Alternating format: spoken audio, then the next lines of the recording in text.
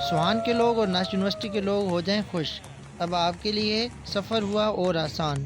جی ہاں، تو C D A اسلام آباد کی جانب سے چلائی جانے والی الیکٹرک بسز کو جو FR01 کے نام سے سوان سے لے کر ناسک یونیورسٹی تک چلتی ہے، اس میں مزید اسٹیشنز کو سٹاپس کو ایڈ اپ کیا گیا ہے۔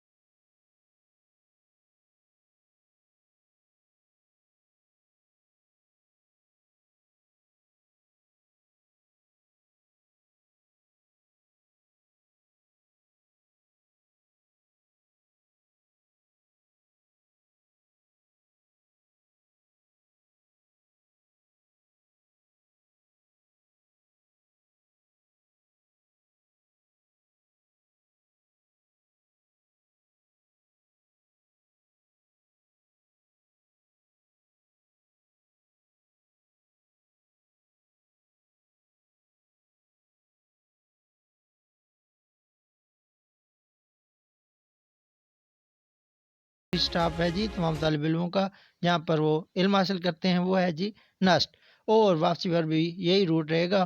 تو ویڈیو کو لائک اور شیئر کرنا مت بھولنا، یہ تمام معلومات آپ لوگوں کے ساتھ شیئر کرتے رہتا ہوں، کائنڈلی سپورٹ ضرور کریں اور کمنٹ کر کے ضرور جایا کریں۔ ملتے ہیں ایک اور ویڈیو میں، اس وقت تمام دوستوں کو اللہ حافظ۔